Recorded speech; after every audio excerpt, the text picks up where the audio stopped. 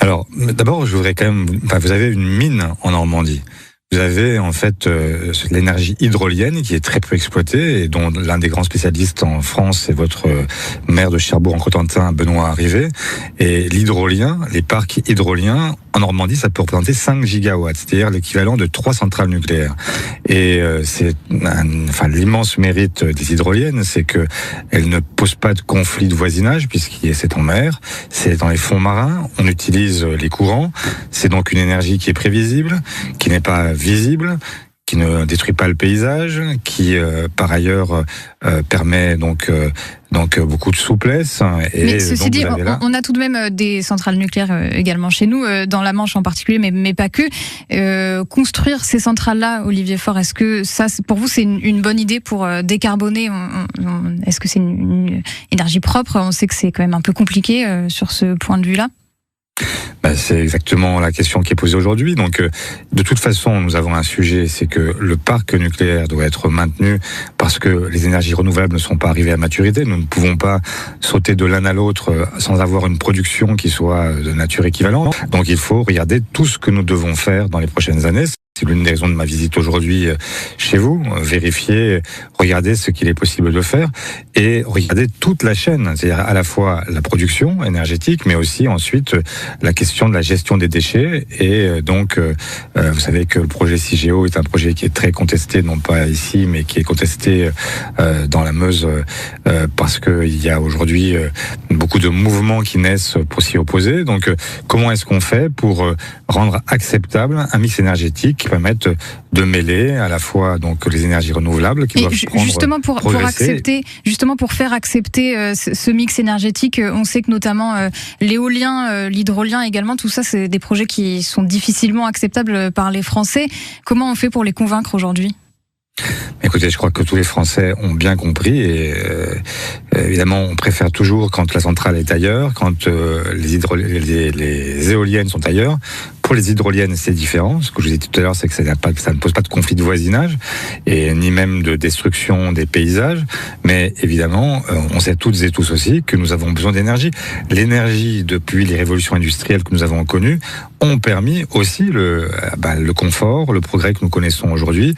C'est une évidence que si on devait revenir uniquement, je ne veux pas moi-même donner dans le catastrophisme et essayer de faire comme le président de la République, de renvoyer ceux qui contestent les énergies aux Amish, mais la réalité, c'est que nous avons besoin de produire davantage d'électricité pour pouvoir maintenir un niveau de confort et un mode de vie que nous connaissons aujourd'hui.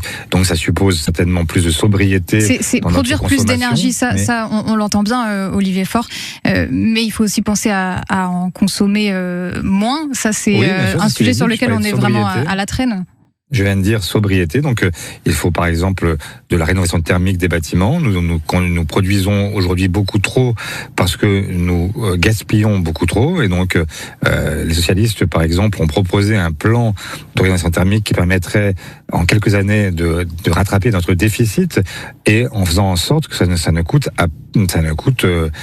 pas aux particuliers. Je peux en quelques secondes vous expliquer le mécanisme.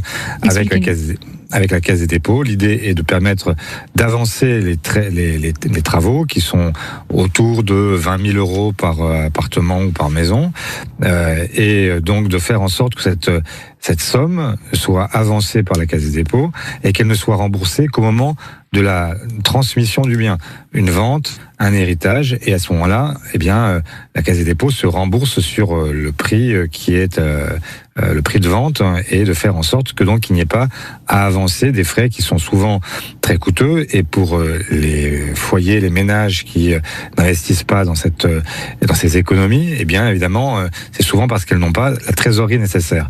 Merci à vous Olivier Faure. Je me permets de vous couper. Merci d'avoir répondu à nos questions ce matin. Vous restez avec nous si vous le voulez bien quelques minutes pour réagir justement aux appels de nos auditeurs avec cette question du jour qu'on vous a posée donc ce matin, Léo. Le 6-9 France Bleu Cotentin, partout avec vous dans la Manche. Oui, produire toujours plus d'énergie, nous sommes d'accord, mais est-ce qu'on est prêt à voir fleurir les éoliennes et les centrales nucléaires dans le paysage? 02 33 23 13 23, votre avis nous intéresse. Geneviève de Barneville-Carteret est avec nous. Bonjour Geneviève. Oui, bonjour à tous. Quelle est votre question? Oui, Ou ben voilà témoignage. ma réponse. Mais que ce soit les éoliennes ou les centrales nucléaires, on ne peut pas dire que c'est beau. Mais les éoliennes détruisent particulièrement le paysage. Notre département n'est pas large, 50 km entre Barneville et Saint-Valahougue, mètres de chez nous. Les voisins des éoliennes sont très perturbés. Ils subissent donc ces nuisances. Les maisons sont complètement invendables. Et en mer, c'est perturbant pour la pêche. Nuisance sonore, donc on l'entend bien, on entend votre réaction. Merci Geneviève de nous avoir appelé. Une réaction justement, Olivier Faure, à cette question, les nuisances sonores, les nuisances dans le paysage également, ça fait partie de nombreuses préoccupations des Français vis-à-vis des éoliennes. Mais je comprends, et c'est pour ça que je vous ai parlé des hydroliennes. Et contrairement à ce que dit madame, les hydroliennes ne posent pas de conflit, y compris avec la pêche. On parle des fonds marins, des fonds profonds, et on utilise les courants pour pouvoir produire de l'énergie. Et je vous l'ai dit, vous avez une mine d'or en Normandie, vous avez potentiellement 5 gigawatts qui sont l'équivalent de 3 centrales nucléaires qui permettraient aujourd'hui de produire de l'électricité sans ces nuisances que madame évoque. Nous avons également Gérard de Nicorre qui est avec nous au 02 33 23 13 23. Bonjour Gérard, quel est votre avis sur ce sujet? On vous écoute. Bonjour, oui, alors mon avis, donc les hydroliennes, je ne suis pas contre en mer, à condition que ça ne gêne pas la faune marine. Voilà, c'est une chose. Par contre, les éoliennes, moi j'ai souvent dans le nord, et c'est des champs d'éoliennes qu'il y a de monter, et je voudrais savoir aussi combien d'éoliennes faut-il pour produire la même quantité d'électricité qu'une centrale. Donc moi, qu'une centrale ou qu'un réacteur. Donc moi, je suis plutôt pour un réacteur, plutôt parce que ça, c'est sur un seul terrain. Alors que lorsqu'on traverse la France, que ce soit dans le nord, dans le centre aussi, parce que je me balade quand même pas trop mal en tant que retraité, et dans le sud, la France est défigurée par toutes ces éoliennes. Merci Gérard pour votre réaction. Alors Olivier Faure, je ne sais pas si vous avez le chiffre précis. Il se trouve que nous on a fait notre petit calcul, donc c'est 1432 éoliennes de 2,5 mégawatts qui seraient nécessaires pour remplacer une centrale nucléaire moyenne en France. Olivier Faure, ça fait quand même beaucoup. Est-ce que c'est un chiffre qui est atteignable? Est-ce qu'on se fait des idées? Est-ce que c'est un rêve pour les personnes qui souhaitent les mettre en place? Oui, personne ne peut imaginer qu'on remplace complètement l'énergie nucléaire notamment par simplement les hydroliennes, les éoliennes. Les éoliennes. Mais c'est bien la question d'un mix énergétique qu'il faut envisager et donc arriver à mêler à la fois les énergies renouvelables. Et puis, pour l'instant, nous n'avons pas capacité à nous passer de l'énergie nucléaire. Et dans les énergies renouvelables, vous n'avez pas simplement les éoliennes. On a parlé des hydroliennes, mais il y a le photovoltaïque, il y a l'hydraulique, et donc de nombreuses énergies renouvelables. Donc, on entend bien ce que vous nous dites. Merci beaucoup, Olivier Faure, d'avoir répondu à nos questions. Je vous rappelle, vous êtes le premier secrétaire, du Parti socialiste, en visite donc dans le Cotentin aujourd'hui pour des réunions, des débats autour de la question de la production d'énergie. Merci à vous.